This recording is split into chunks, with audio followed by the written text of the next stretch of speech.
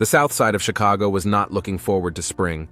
With gray houses, cracked asphalt, and trash pushed to the curb by the March wind, the whole neighborhood looked like an unhealed wound. Victor Reed was used to this landscape. In his 34, he'd learned to overlook the ugliness of the world, especially after Afghanistan. Their apartment on the third floor of the brick building was surprisingly clean, Natalie's credit. She'd always said they needed to stay away from the filth of the neighborhood, at least at home. "Late again," Victor said, not taking his eyes off the TV screen.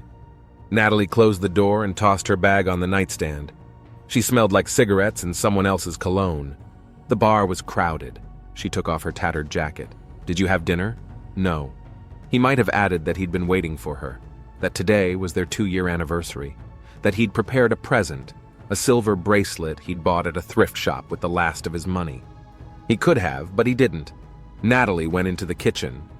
Victor could hear her opening the refrigerator, rattling dishes. When they'd met, she'd been a waitress at a cheap diner. Now she worked at the Red Rabbit Bar, a place with a dubious reputation. "I'll heat up some spaghetti for you," she called out from the kitchen. Victor turned off the TV and followed her out.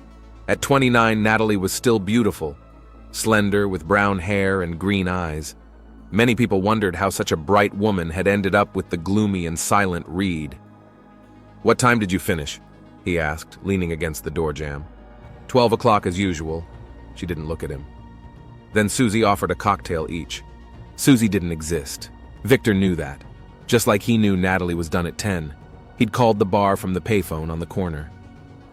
"I wonder," he paused, "then why Mike told me you left at 10. Natalie froze, then slowly turned around. Her eyes turned cold. "Are you testing me? Should I be?" She threw the spoon into the sink. "You know what, Vic? I'm tired of your paranoia. You've been unbearable since Afghanistan." Victor knew she was partly right. The insomnia, the angry outbursts, the constant wariness, it's all been with him since he got back. The doctor at the Veterans Center called it PTSD. Victor called it life. "It's not about Afghanistan," he said quietly. "It's about the smell of men's cologne." She laughed nervously. "Are you serious? There are hundreds of men in the bar. And you hug them all?" She walked past him into the bedroom. Victor followed her. Something clenched inside. He didn't want to believe the obvious, but the details were adding up to a picture that was impossible to ignore. "The last 3 weeks, the late returns, the new lipstick, the phone you don't leave unattended. You think I'm blind?" "I think you're sick," she snapped, pulling a fresh t-shirt out of the closet. "I work so that we have enough for this hole and your pills." Victor stepped closer. "Let me see your phone." "What?" "The phone. Show me the messages." She retreated to the window, holding the phone to her chest. "No, this is my personal space. You have no right." "Then there's something to hide." A hot wave of anger was rising inside Victor, the same one that had scared him himself. He didn't want to lose control. Not tonight. Not with her. "I've never given you a reason to doubt." "Your whole life is a reason," Natalie spat out. "You came back from that place empty. You're impossible to live with. No job, no prospects." She said it, and something broke between them, as if a light had been turned off. 2 years ago, you said differently. 2 years ago, I was a fool." He took a step toward her, then another. The phone in her hand jingled. A message. She jerked to check it, but faltered when she caught his gaze. "Stand back." Her voice shook. "Who is he?" There was no one. The phone rang again. Victor grabbed her wrist. Not hard, but she cried out. "Let go!" She tried to pull her hand away. "You're hurting me!" "Who? This? Natalie? No one!" He was about to snatch the phone when she hit him with her free hand, hard, across the face. Victor let go of her and stepped back, holding his cheek. There was fear in Natalie's eyes, and it hurt more than the blow. "You're afraid of me," he said bitterly. "Should I be glad when you get like this?" She stepped back to the dresser where Victor kept his service pistol. He carried it to work at the security firm where he'd gotten a job after the army. "What are you doing?" Natalie opened the drawer and pulled out the weapon. Her hands were shaking. "Put the gun down," Victor said calmly, though his heart was racing. "It's not a toy." "Stay away from me." She pointed the gun in his direction. "I know how to use it. You showed me." "Natalie, stay where you are," she shouted. "I saw what you did to that guy at the bar last month. You almost killed him. He was groping you. He hit me by accident, and you—" She choked. "3 men couldn't drag you away." Victor raised his hands, showing empty palms. "All right, let's talk calmly. Put the gun down." He took a cautious step toward her. She backed away. "Stay where you are, Vic. I'm not kidding. One more step." "You won't shoot," he said quietly. "You're not like that. You don't know what I'm like. One more step." Her finger rested on the trigger. "Victor, I swear to God—" "I love you," he said. "No matter what." He held out his hand, and at that moment the phone in her pocket beeped again. Natalie jerked, her finger involuntarily pressing the trigger, and the world exploded. The rattle of a gunshot, the pain in her shoulder, Natalie's scream. Victor staggered, but didn't fall. He stared at his wife in disbelief, her face contorted with horror. "God," she whispered. "I didn't mean to." A step toward her. Another shot, now in the chest. Victor felt something hot spreading under his shirt. He was still standing, even though his legs were wobbly. "Stop it!" He wheezed, taking another step. A third shot. Fourth. A fifth. The pain dissolved into numbness. He could see her lips moving, but he couldn't hear the words. The 6th shot. Victor fell back as the gun clicked idly. The last thing he saw were Natalie's eyes, as green and beautiful as the day they met. There was no regret in them. Detective Kate Frost hated these cases. Family squabbles were the dirtiest thing about police work. She walked into the Reeds' apartment where the techs were still working, gathering evidence. The blood on the floor had dried, turning brown. "What do we got?" she asked the young patrolman. 6 shots fired at point-blank range. Husband's in critical condition. Wife claims self-defense. Kate looked around the room. There were minimal signs of a struggle. Casings were compact, indicating a single shooter position. "Where's the wife?" "She's at the station giving a statement." Natalie Reed was younger than Kate expected, and calmer. For a woman who'd just shot her husband 6 times, she was remarkably collected. "Tell me what happened, Mrs. Reed." Kate switched on the recorder. "I came home from work. Victor started accusing me of cheating on him." Her voice was flat. "He was aggressive. Grabbed me. I was scared." "Is that why you took his gun?"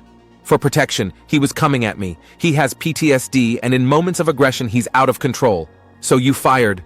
He didn't stop. I yelled for him to stop, but he was coming at me." Kate looked into Natalie's eyes, trying unsuccessfully to read their expression. 6 times, Mrs. Reed." "I didn't count." Natalie lowered her gaze. "I was shocked. Something about this story didn't add up." Kate could sense it in her professional gut. "Did your husband have any reason to suspect you of cheating?" Natalie pressed her lips together. "Did it matter?" "It might." "No, detective. No reason." That night, Kate spent a long time going over the case file. The neighbors' statements, the medical report, the ballistics report. Something eluded her, some detail. The phone rang just as she was about to leave. "Detective Frost? It's the hospital. The guy with the 6 bullets? He survived." Kate quickly wrote down the doctor's name and room number. "What's his condition?" Stable, but he's in a coma. Let me know when he wakes up, and don't say a word to anyone." She hung up the phone and looked at a photo of the Reeds taken at some picnic. They were smiling, looking at the camera. A happy couple. Kate closed the folder. She would know the truth when Victor Reed opened his eyes. If he did. The white ceiling floated in front of his eyes. Victor blinked once, then again, trying to focus his eyes. The quiet beeping of the equipment. The smell of antiseptic. A hospital. An attempt to inhale turned into an attack of pain that pierced his chest. He wanted to call out for someone, but his parched throat only let out a wheeze. How long had he been here? A nurse with short red hair ran up to the bed. Her eyes widened in surprise. "Dr. Patel!" she shouted, turning toward the door. "He's awake!" The next hours became a kaleidoscope of events. Doctors, examinations, tests. 6 bullet wounds, 2 to the chest, 1 to the abdomen, 2 to the shoulder, 1 to the neck. As Dr. Patel explained, Victor's survival was a miracle. 2 surgeries, 3 weeks in a coma. "Detective Frost has been notified," the nurse said, changing the IV. "She asked me to call you as soon as you were conscious." Victor nodded weakly. Scraps of memories swirled in his head. The fight. Natalie, the gun, 6 shots. "Where's my wife?" he asked in a hoarse voice. The nurse shrugged uncertainly. "She came in the first week. Then she called to check on your condition." So she didn't wait by the bedside, wasn't worried. Victor closed his eyes. He didn't know how he felt. Relief? Disappointment? Anger? Pain drowned out all emotion. Toward evening, Detective Frost came in. A tall woman in a strict suit with tired gray eyes and a short haircut. She sat down next to the bed and placed a notebook on her lap. "Mr. Reed," she turned on the recorder, "I'm glad you've come to your senses. Do you remember what happened on the night of March 13th? Victor looked out the window. Slowly, the memories came back to him. The smell of someone else's cologne, the phone messages, Natalie pointing a gun at him. "I remember," he said quietly. "We had a fight. For what reason?" "I suspected she was cheating on me." Frost wrote something down in her notebook. "Tell me about the fight." Victor spoke slowly, reconstructing the events of that night. Words were hard to say. Each phrase required effort. "She pointed a gun at me as I approached." "Did you threaten her?" "No. Were you aggressive?" Victor hesitated. "I was persistent. I wanted the truth, but I didn't touch her." "She claims you grabbed her wrist." "Yes, for a second. Not hard." "And she fired." "Yeah." 6 times, Frost underlined the number on the pad. "Doesn't that strike you as, excessive for self-defense?" Victor didn't say anything. The detective looked at him intently. "Mr. Reed, your wife claims she fired the shot in a state of passion, defending herself from possible violence. Given your combat background and the episode at the Red Rabbit a month ago..." "That guy was groping her," Victor interrupted. "I was protecting my wife." 3 broken ribs and a concussion." Frost shook her head. "He was drunk and poured beer on her. Accidentally." Victor turned away. "What's going to happen to Natalie?" The D.A quote. "S office is reviewing the case. No charges have been filed yet." Frost stood up. "Get well, Mr. Reed. We'll talk again." When the detective left, Victor stared at the ceiling for a long time. Something told him that Frost didn't believe in the self-defense version, but that was the least of his worries right now. The bigger question was, why had Natalie fired 6 shots? Not 1, not 2, 6. Meanwhile, Kate Frost sat in her car, reviewing notes. Victor Reed's story didn't match what his wife had told. Natalie claimed that her husband had threatened her physically, that he'd already taken a swing at her. "He was like a beast," she said during the interrogation. "His eyes were glassy, his movements mechanical. I could see he wasn't going to stop." Kate pulled out of the hospital parking lot. Her intuition was screaming that something was wrong with this case. Natalie had been too calm right after the shooting. Next stop was the Red Rabbit bar. The place was just opening. The cleaning lady was wiping down the bar. The bartender, a stocky, balding man with tattoos, was rubbing glasses. "Detective Frost," she showed her badge. "I need information on Natalie Reed, the waitress." The bartender hummed. "Good girl. Working girl. When was the last time you saw her?" Last night. She came off the night shift. I noticed the security cameras." Kate nodded at the corner of the room. "I need the footage from March 13th. I need a warrant, or I can talk to the IRS about your alternative income." She glanced meaningfully at the back room door. 5 minutes later, Kate was reviewing records in the cramped room behind the bar. March 13th. Natalie had indeed finished work at 22 o'clock. The camera caught her walking out the back door. A man was waiting for her there, tall, with dark hair pulled back into a ponytail. They kissed, got into a tattered Ford, and drove away. Kate took a screenshot and showed it to the bartender. "Who is this man?" The bartender wrinkled his nose. "Liam Baker. He's a shady one. He's a small-time dealer. Hangs around here sometimes." "How long has he known Natalie?" "About 3 or 4 months," the bartender thought. At first she turned him down. Then, well, you can see for yourself. Kate nodded. One more piece in a complex mosaic. That same night, Victor woke up from a nightmare. He dreamed that Natalie was shooting at him again, but the bullets go through without doing any damage. He laughs as she continues to pull the trigger with her face frozen with terror. The morning brought news. His condition was improving faster than the doctors expected. He could be discharged in a week. There would be a long rehabilitation back home, but the prognosis was good. Dr. Patel, making his rounds, gently asked, "Mr. Reed, do you have anyone who could help during the first time at home? Relatives? Friends?" Victor shook his head. What was he thinking about? Natalie, after everything that had happened? Perhaps a social worker. "I can handle myself," Victor interrupted him. A nurse came into the room. "You have a visitor, Mr. Reed." Victor frowned. Who could it be?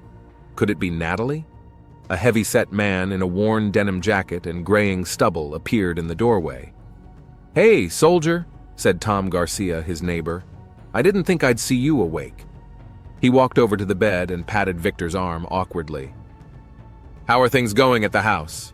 Victor asked after exchanging the news. Tom shrugged his shoulders. "The usual. Mrs. Donovan got a new cat. The manager raised the fee." He was quiet for a moment. "Your wife moved out on the third day after the accident." Victor felt everything inside clench. She didn't even wait to see if he survived. "Took her things and left in a cab," Tom continued. "I thought, well, I'll look after you when you get back. I owe you one." Victor nodded. He'd pulled a drunken Tom out of a fight with junkies last year, getting in a couple good punches. The old man hadn't forgotten. "Thank you." When Tom left, Victor lay staring at the ceiling. His thoughts were jumbled. Maybe it was all for the best, divorce, a new life, but something kept bugging him. 6 gunshots, 6. 10 days later, Victor was discharged. Tom met him in a beat-up pickup truck and drove him home. It was hard to get to the 3rd floor. Every step was painful in his chest. The apartment looked lifeless. Natalie had taken all her belongings and some furniture. In the kitchen, there were only cups and a couple of plates in the bedroom. A single bed and an empty closet. Victor walked slowly through the rooms, getting used to the new reality. Tom left groceries and a note with a phone number on the table. "Call any time. I'll be through the wall." The first night, Victor hardly slept. The pain came in waves. The painkillers didn't help much. Toward morning, he dozed off and was awakened by the doorbell. Detective Frost stood on the doorstep. "May I come in?" Victor silently stepped aside. Kate walked into the room, assessing the surroundings with a professional eye. "How are you feeling?" "I've had worse." He gestured for her to sit in the only chair. "Why are you here?" Frost pulled a photograph out of a folder and placed it on the table. "Do you know this man?" The picture showed Natalie kissing a tall man at the back door of the bar. "No," Victor answered quietly. "Liam Baker, small-time dealer, your wife's lover for the past few months." Victor remained silent, looking at the photo. So he was right. She'd been lying this whole time. "We looked into her finances," Frost continued. 2 months ago, Mrs. Reed took out a life insurance policy on you. $100,000. That's a lot of money. Do you think... I think she wasn't defending herself that night. She wanted to kill you." Victor shook his head. He didn't want to believe it, but everything was working out too perfectly. Suspicion, insurance, 6 shots fired. "What happens next?" "We're still investigating. There's not enough evidence yet to charge her with attempted murder." Frost stood up. "But we're working on it." When the detective left, Victor sat still for a long time. An emptiness was growing inside. The woman he loved wanted him dead. For money. For another man. He slowly stood up and walked to the window. The apartment overlooked the cracked asphalt of the courtyard and the shabby walls of the neighboring building. Where was she now? Is she with him? The next day, Victor, overcoming the pain, went down to the courtyard. He needed to get back to life, move, recover. The mailbox revealed a stack of letters, bills, advertisements, a notice from the bank. The last envelope was from the insurance company. Inside was a copy of the policy Natalie had taken out. That evening, Tom came over with pizza and beer. "Did the doctors authorize alcohol?" he asked, holding out the bottle. Victor shook his head. "No, no appetite either." Tom sat down across from him, opening his own bottle. "I heard the detective came to see you. Anything new?" "Natalie wanted to kill me, for the insurance money." Tom whistled. "What a bitch. And for a lover. Some dealer from the bar. Liam?" Tom cringed. "I know that bastard. Slippery type. Always hanging around young girls." Victor looked up. You know him? Saw him a couple times at the Rabbit. He sells a lot of crap. Doesn't have the brains for serious business. Where can I find him? Tom's tense. Hey, soldier, I don't like where you're going with this. I just want to know. Why? Victor didn't answer. Tom set the beer aside. Look, kid, I know how fucked up you're feeling right now. Believe me, I've been through it. My ex-wife, too. He waved his hand. It doesn't matter. The point is, revenge isn't gonna fix anything. I wasn't talking about revenge. You don't have to. I can see it in your eyes. Tom stepped forward. Don't do anything stupid. Let the police handle this. The police? Victor grinned bitterly. Frost herself said there wasn't enough evidence. Natalie will get away with it. And what do you suggest? Kill them both? Tom shook his head. You're not a killer, Vic. You don't know who I am. I do. You're a good guy who got caught up in some shit. But that's no reason to ruin your life permanently. Victor turned back to the window. Maybe Tom was right. Maybe we should just let go. Start over. But how could he live with the thought that she'd tried to kill him and gotten away with it? 3 days later, when the pain had become bearable, Victor found an old hooded jacket and dark glasses in his closet. He walked slowly down the stairs and caught a cab to the Red Rabbit. The bar was full. Victor sat down in the corner, pulling his hood over his face. From here, he had a view of the entire venue. He ordered a Coke and waited. Maybe she was here. Maybe he was too. An hour passed, then another. Victor was about to leave when he saw her. Natalie came out of the back room in her waitress uniform. She looked better than he remembered, slimmed down, changed her hair, and she moved like a heavy weight had been lifted off her shoulders. Victor clenched the glass so hard his knuckles turned white. He'd imagined this meeting many times, but the reality was different. No anger, no hatred, just deafening pain and a strange desire for her to notice him, to see that he was alive, that she hadn't won. But Natalie didn't even glance in his direction as she served tables. She smiled, laughed with the customers, moving on with her life. And then he appeared, a tall man with his hair pulled back in a ponytail, Liam Baker. He walked up to the counter where Natalie was picking up orders and kissed her lightly on the cheek. She smiled, the same smile that had been meant for Victor earlier. Something inside him snapped. He left the money on the table and left the bar. Breathing was easier outside, but the pain in his chest, not from his wounds, was getting worse. Victor didn't go home. He waited for Natalie to finish her shift, saw her walk out the back door, see Liam put his arm around her waist. As they got into the car, he memorized the license plate number and make of the car, the address they drove to, an old house a couple blocks from the bar. Riding up in the cab home, Victor already knew what he was going to do next. Now he had a goal. Tom was waiting at his door with a bag of food. "Where the hell have you been?" he asked angrily. "The doctors said minimal movement. I took a walk." "To the Red Rabbit?" Tom shook his head. "You think I'm blind? I saw you leave in a cab." Victor sank tiredly onto the couch. "I should have seen her. So what's next? Kill her?" Tom was unusually serious. "Look, Vic, I was a cop for 25 years. I've seen revenge destroy people. Don't go down that road." Victor looked at his friend with empty eyes. "I can't live until she's held accountable for what she did." "There are other ways, legitimate ones." "Like what?" Victor grinned bitterly. "Frost can't prove anything. Natalie will say it was self-defense, and then she and her lover will go to live off the insurance money they almost got from my life." Tom sighed. "What do you plan to do?" "Haven't decided yet," Victor lied.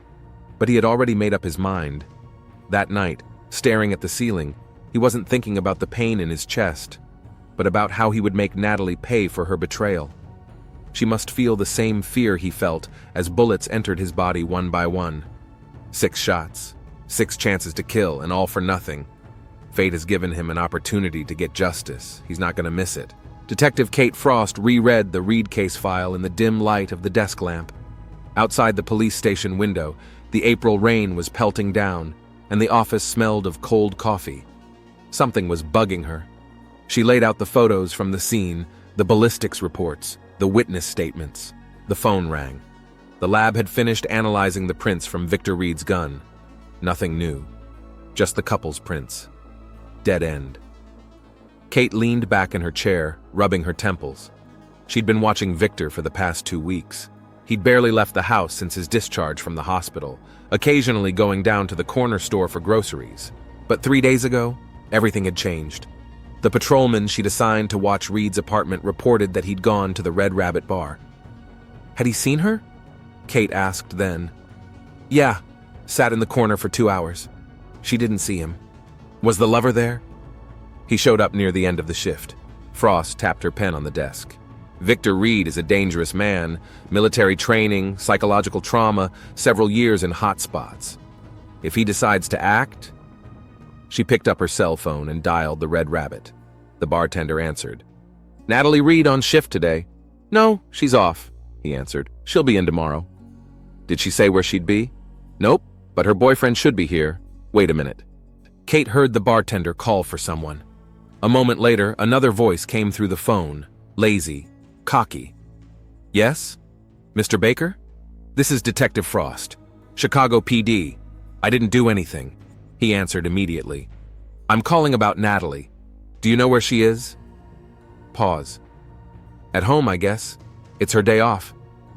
What's the address? Liam dictated an address on the south side. Kate wrote it down. Mr. Baker, listen carefully. Victor Reed, Natalie's husband, may be a danger to her. If she contacts you, tell her not to go home. And call me immediately. He's out of the hospital? Liam sounded scared. Yes.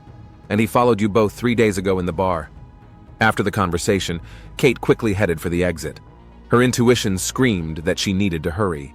She dialed the number of the patrolman watching Reed's house. Is he home? No, ma'am. He left about an hour ago. Damn it! Kate cursed as she ran out into the rain. Send a patrol to the address, and let me know when the subject gets home. In the car, she tried calling Natalie's number, but there was no answer. At a stoplight, Kate turned on the siren. Something was going to happen today. She could feel it. Victor stood in the rain, watching the house where Natalie lived with her lover.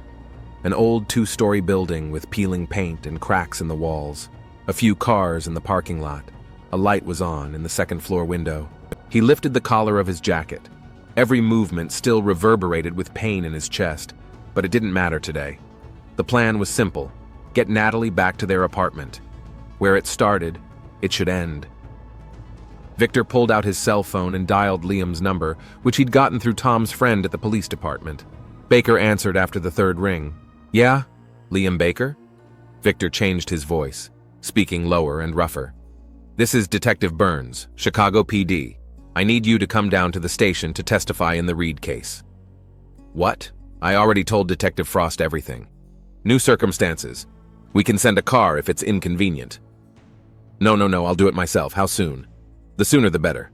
Victor hung up and went back to watching. 20 minutes later, Liam came out of the driveway, got into his car and drove away. Everything was working out perfectly. Now Natalie. Victor waited another 10 minutes and dialed her number, using an app that hid the caller's real number. Hello? Her voice sounded wary. Mrs. Reed? That gruff, alien voice again. It's the landlord. You have a leak, flooding the neighbors downstairs. We need to shut off the water right away. What? I didn't see anything. Ma'am, I'm standing in front of your downstairs neighbors. Water's coming from the ceiling. I need to get into your apartment right now. 5 minutes later, Natalie came out of the driveway. Victor hid around the corner, watching her get into a cab. He now had about 40 minutes to get to their apartment first. Detective Frost knocked on the door, but no one answered. A neighbor in the stairwell reported that she had seen Natalie leave in a cab about 15 minutes ago. Did she say where she was going? No, but she seemed worried. Something about a leak. Kate got cold feet. A leak in an empty apartment? She quickly walked back to the car and dialed the patrolman's number. Had the subject returned? No, ma'am, but the neighbor said he'd been gone for about 5 hours. Frost started the engine. Send a unit to his house. That's probably where Natalie Reed went. The Reeds' third-floor apartment greeted Victor with a familiar emptiness. He'd set the stage for the final act. A knife on the kitchen table, a half-empty bottle of whiskey, his old army knife stashed in his jacket, and a gun, the exact same one Natalie had used to shoot him, legally purchased from a businessman Tom knew. Victor took a drink of water and sat at the window, looking out at the street. Raindrops dripped down the glass, distorting the world outside. How had he gotten to this point? When had love turned to hate? When had trust been replaced by a desire for revenge? The front door creaked open.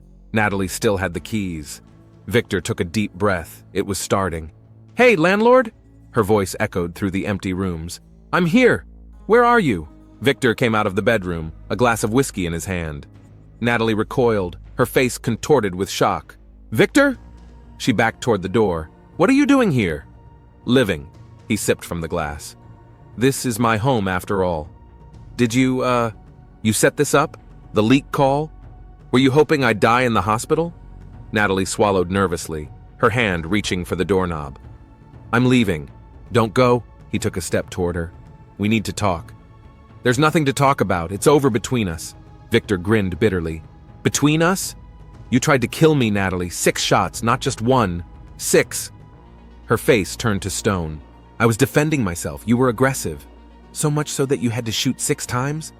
I was in shock." Victor shook his head and took another sip. His hand trembled slightly. "You know, I've been doing a lot of thinking while lying in the hospital. At first I wanted to just forget, start a new life. But then Detective Frost showed me the pictures. You and Liam. And she told me about the insurance." Natalie went pale. "It's not what you think. $100,000, Natalie. That's a good price for my life." "Victor, listen to me." "No, now you listen." He came closer. "You left me for dead. You didn't come to the hospital when I was in a coma. And you know what the worst part is? I still loved you." There was so much pain in his voice that Natalie froze for a second. Something like remorse flashed in his eyes, but only for a second. "I'm sorry for what happened," she said finally. "But our marriage was a mistake from the beginning. You changed after the army, became a different person. I couldn't live like that. Is that why you decided to kill me?" "I didn't want to kill you," she exclaimed. "It was an accident. You were looming over me. You had that creepy look in your eyes. I was scared." Victor shook his head. 6 shots, Natalie. 6. According to ballistics. The last 4 were when I was already falling to the floor." She turned back to the window. The rain had intensified, drumming on the glass like thousands of tiny drums. "What do you want from me, Vic? A confession? Forgiveness?" "The truth. Just the truth." Natalie took a deep breath, then turned to him. Her green eyes weren't frightened anymore, cold, calculating. "Okay. The truth is, I really wanted you to die. The insurance was Liam's idea, but shooting—" She shook her head. "I didn't plan it. It's just that you were pushing, demanding, and I snapped." Victor stared at her, not recognizing the woman he'd lived with for 2 years. "Okay, I'll rewrite the end of the chapter, keeping everything up until the climax with the murder. I'll stick to the original plan where Victor kills Natalie in self-defense." "And you don't feel guilty?" "I'm relieved," she shrugged. "I don't have to pretend anymore. I don't have to be afraid of your attacks. I don't have to suffocate in this life." "Is it better with Liam?" "With him, I'm free." She smiled for the first time. "He doesn't drag me down. Doesn't make me feel guilty every step of the way." Something shifted inside Victor. Cold determination filled his entire being. He knew what he had to do, had known from the moment he woke up in the hospital, the moment he realized she wanted him dead. "Do you know what I realized lying in the hospital with 6 bullets in my body?" he asked me quietly. "What?" "That people don't get what they deserve. It's what they let be done to them." Victor calmly pulled a knife from the kitchen drawer and placed it on the table. "What are you doing?" Natalie tensed. "What I should have done a long time ago." He took a step toward her. "You didn't love me. You never have." "Vic, don't!" She backed toward the door. "Let's just split up. I'll file for divorce and we'll never see each other again." "As planned?" He grinned bitterly. "Only I was supposed to be dead, and you were supposed to be a rich widow." Fear filled her eyes. A real animal fear. She lunged for the door, but Victor was faster. He grabbed her arm, turned her around. "Let go!" she screamed, trying to break free. "Help!" "No one will hear," Victor said calmly. "Tom took Mrs. Donovan to the hospital. The others weren't home. Natalie pushed him away as hard as she could and rushed to the table. She grabbed the knife he'd purposely left there. "Stay back!" Her hand with the knife trembled. "I'll scream! I'll hit you!" Victor slowly approached. "You already did that once, remember? Shot me 6 times. At that moment, she lunged at him, aiming a knife at his chest. Victor was ready. He intercepted her arm, but let the blade graze his forearm. Pain burned his skin. Blood dripped onto the floor. Natalie recoiled, looking at the wound she'd inflicted. In her eyes, a mixture of horror and relief. Horror at what she had done. Relief that she could now claim self-defense. "Yeah, I didn't mean to, but you did." Victor looked at her expressionlessly. Again, in one swift moment, he lunged forward, snatched his army knife from his jacket, and plunged it under her ribs, exactly as they taught him in special training. Natalie yelped, her eyes widening at the sudden pain. "Why?" she whispered, sinking to the floor. 6 shots, Natalie," he answered quietly. 6. He supported her, gently lowering her to the floor. Blood was quickly spreading across her blouse. Victor stared into those green eyes that he had once loved more than anything else in the world. Now there was only surprise frozen in them. "I didn't want to die," she mumbled. "No one does." After a moment, her eyes glazed over. Victor covered them with the palm of his hand and sat down next to the body. He should have felt relief, a triumph, something. But there was only emptiness inside. Acting methodically, he moved the knife to her hand, clenched his fingers around the hilt, added another wound to his own, superficial but bleeding, flipped the table over, broke a glass, made a phone call. 911. "What can I do for you?" "My wife attacked me with a knife. I defended myself. She's hurt," he said curtly, mimicking shock. "Send someone. Hurry." Everything happened just as he planned. Police interrogation, forensics. His wounds and signs of a struggle confirmed self-defense. Natalie attacked first. It was his knife, but she was holding it in her hand when the police arrived. His army knife was hidden in a stash behind the baseboard. No one knew about it. Detective Frost questioned him at the hospital while the doctors stitched up his wounds. "Tell me what happened, Mr. Reed." "We talked." He stared at the wall with a blank stare. "She admitted that she and Liam had planned my death for the insurance money. Said she was glad I survived, but she didn't want to see me again. I got angry. We argued. She grabbed a knife off the table and attacked me. And you defended yourself?" "Yes." "And she accidentally stepped on her own knife?" Victor looked at Frost with a blank expression. "In the struggle, I tried to take the knife away." Kate looked at him for a long, hard look. "I don't believe you, Mr. Reed," she said finally. "But I can't prove anything. Not yet." "She shot me 6 times, Detective," he said quietly. "And she said she didn't regret it." Over the next weeks, the investigation continued. But there wasn't enough evidence. Forensics confirmed that Natalie had held the knife. Her fingerprints on the handle, the signs of a struggle consistent with Victor's testimony. The DA closed the case for lack of evidence. Self-defense. Liam showed up at Natalie's funeral, but kept to himself. He looked at Victor with hatred, but said nothing. Left before the ceremony was over. A week later, he was found dead in his own apartment. A heroin overdose. An accident, the police decided. Tom visited Victor almost every day. He brought him food, helped him with household chores, never asked what really happened. "How are you?" he asked one evening when they were sitting by the window with a bottle of beer. "I'm fine." Victor stared into the void. "I'll be out of here soon." "Where to?" "I haven't decided yet. Far away." Tom nodded. "Was it worth it?" he asked after a long silence. Victor didn't answer, staring out the window. On the last day before he left, Kate Frost came to see him. She stood in the doorway, looking at the packed suitcases. "One-way ticket?" she asked. "Yes." "Where to?" "Does it matter?" She shrugged. "Probably not." They were silent for a while. Then Kate pulled an envelope from her pocket. "The autopsy showed that Natalie was 8 weeks pregnant," she said, handing him the papers. "I thought you should know." Victor turned pale. The hand holding the envelope trembled. She didn't say. Maybe she didn't know. Frost studied his reaction. Or maybe she knew, but didn't know in time to tell him. The baby... He started and stopped talking. There was no DNA test. Kate looked him straight in the eye. But the timing might not have been you. Victor sank into a chair, still holding the envelope. The baby, his or Liam's. It didn't matter now, but something inside him snapped finally. I can't prove you killed your wife on purpose, Mr. Reed, Frost said, heading for the door. But I think you've sentenced yourself, a much harsher sentence than any trial. When she had gone, Victor sat motionless for a long time. Then slowly, as if in a dream, he tore open the envelope and tossed the shreds into the trash. Justice had been served. But at what cost? In the morning, he got on the bus. In his pocket, the papers for his new name, helped by Tom's old connections.